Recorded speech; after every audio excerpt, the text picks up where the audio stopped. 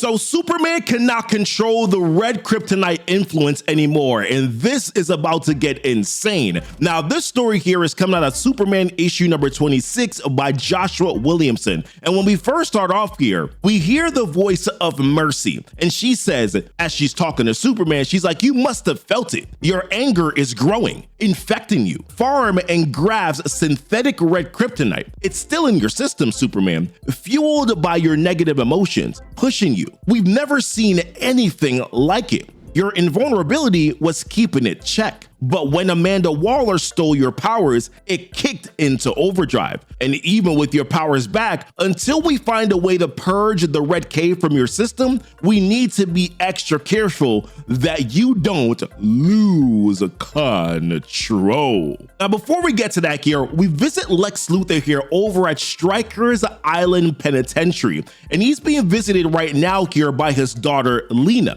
And he mentions to her, he's like, "You shouldn't be here." And she thinks it's because he doesn't want to see her. But he tries to explain, he's like, "It's because I don't want my daughter in a prison. Strikers is dangerous. They're very bad people here that do very bad things." To which she replies, she's like, like you?" But he tries to explain, he's like, "I know that you're upset, but listen to me. I had no idea what Mercy was planning. I would never hurt you." Now, what Lex is referencing here is what happened back in Superman issue number 24 and then also number 25. And this is where we found out here that when Lex was out of commission because his memory was wiped, Mercy Graves had taken over Supercorp. And while she was in charge, she basically went rogue and started weaponizing company assets. And that is when she released the clone XL. And this clone is very powerful because it was infused with Superman's abilities. And what that did is that it led to a very fierce battle here between Superman, Superwoman, and this XL. And as you can tell here, the name XL is kind of like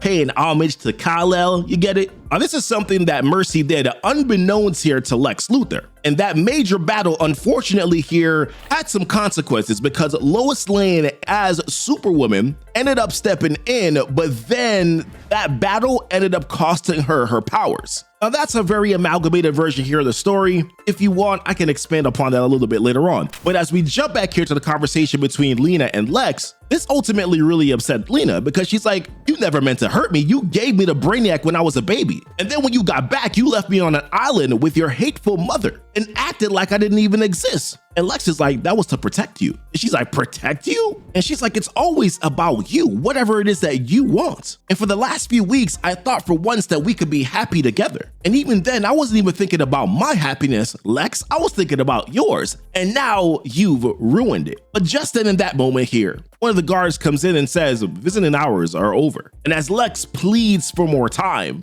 Lena just walks away and she's like, "You've already had enough of my time." Now, back here on the Justice League Unlimited Watchtower, we see where they're running tests here on Lois Lane. And they have confirmed here that her powers are completely gone. How all the power cells in her system are completely drained, and even yellow sunlight, they're not recharging them either. And since they don't even know where the powers came from in the first place, of course, as we know, they're General Zod's powers. They mentioned though that they have no idea where they went, and they don't even know if it went back to the owner. Now, Mr. Terrific is trying to stay positive. He's like, "That's not to say that they can't return. We'll just need to run some more tests." But Lois is like, "Nah, I'm good with all that. I'm gonna just hitch a ride back to Metropolis." Now, when Superman tries to stop her, she's like, "Listen, I'm going back to the Daily Planet," and tries to let Superman know. She's like, "I'm okay. I got work to do. I got stories to edit. Being Superwoman was fun, but I don't need it. I love the life that I had before the powers, and I love it now, powers or no powers." And especially after seeing what happened to Jimmy, which is something that we covered here on the channel already,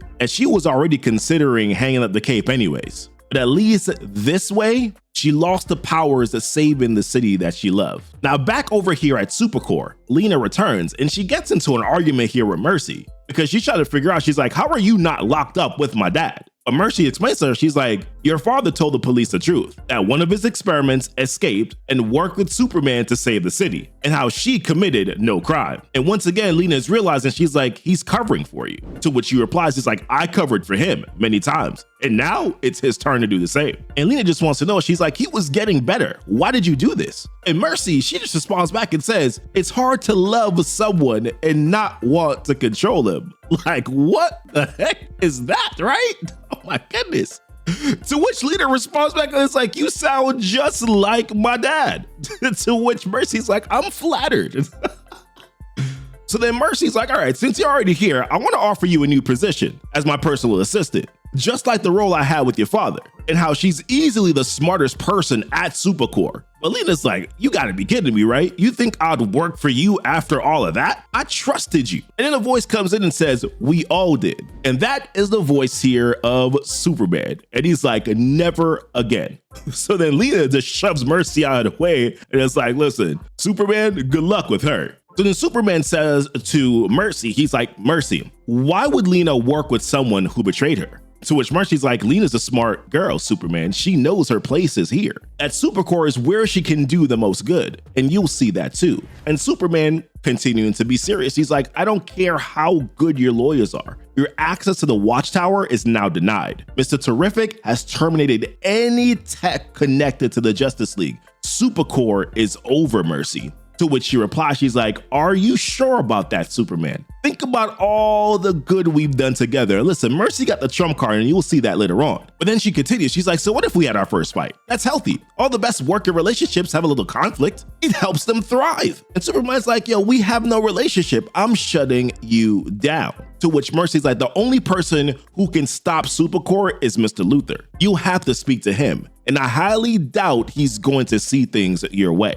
But then also in that moment, Lena has given her answer to Mercy's offer, because what Lena does, she steals one of them super bikes and she heads out. Lena, she's gone. And where she's heading to is to go visit Supergirl. Now in this moment also as well, we get a quick little interlude here. Now this interlude shows us a time trapper who is Doomsday from a future timeline. And here he's sitting at the end of time. And as we remember here from back in one of the previous issues, I believe it was issue 23 here, we saw where the Omega Legion of Darkseid has visited Time Trapper. And we see here where Lightning Lad is currently lighting up Doomsday. But Cosmoboy is letting him know, he's like, do not kill him, because that's exactly what Time Trapper wants. That's the reason why Time Trapper had visited Superman and Superwoman to get them to kill him. But Lightning Lad's like, listen, I'm just gonna take him right to the edge. And the reason why they're doing this is because the Saturn Girl believes that the Superman that Doomsday Time Trapper had visited, she finds him fascinating. She's like, he's so different from the one where we come from.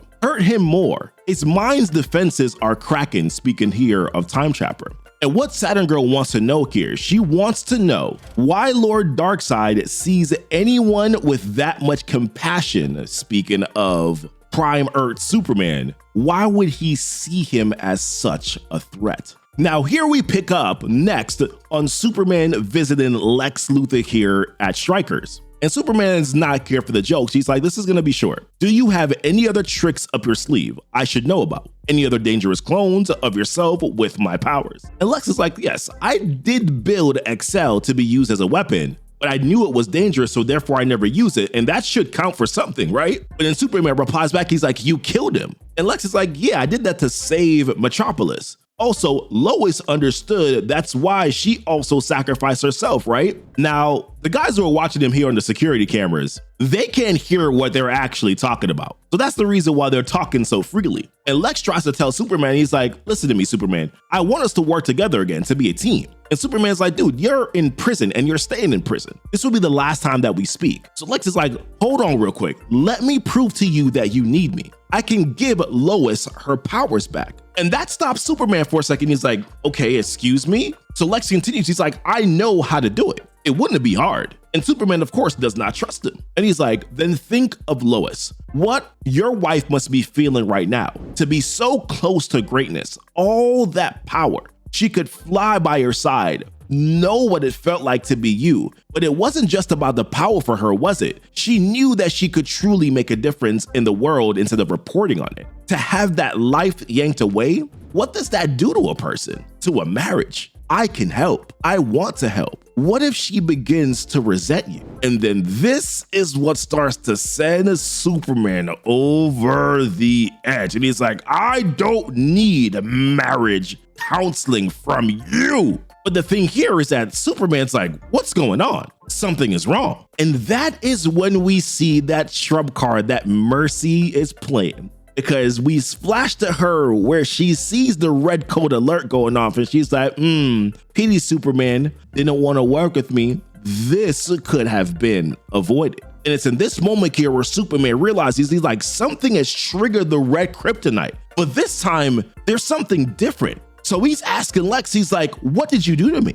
And it's in that moment where Superman goes boom, and in a cold stare to Lex, he looks at him and says, run. But then next he says, what did you do, Luthor? And as the guards come in here to try to take on Superman, Superman is waxing them clean with no issues whatsoever. And he just keeps on going at him and he can't stop his rage. But then that is when Lex goes down the corridor and he says the words, he's like, you did this, didn't you? This was your plan from the beginning. And he goes over here to Farm and Graft, who are also currently here in Stryker's Island. And he says to them, he's like, you caused this. Your red K turned Superman into a ticking time bomb, but now you're going to help me find a cure to save him. So Farm responds, he's like, oh, Lex, it's so good to see you again.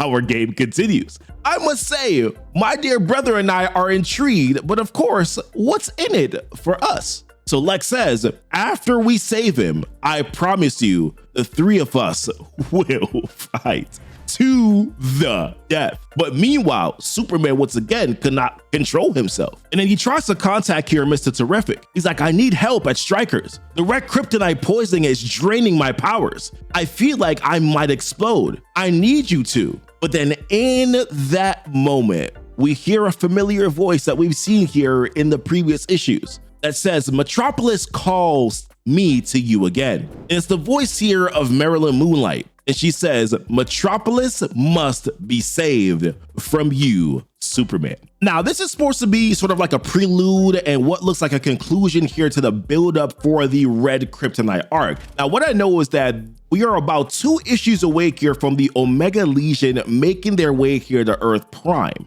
which of course will open up its own can of worms that we've already talked about already. But listen, before we head out here, if you've been feeling what we do here and you want to support, hit that join button down below here to become a channel member, or you can also become a member here of our Patreon. The link is going to be down below in the description here for that. Every bit helps us keep these breakdowns coming. Also, drop a like here for the YouTube algorithm on the video, subscribe if you're brand new to the channel, and as always, thank you so much for kicking it with Keepin' It Comic. Bye!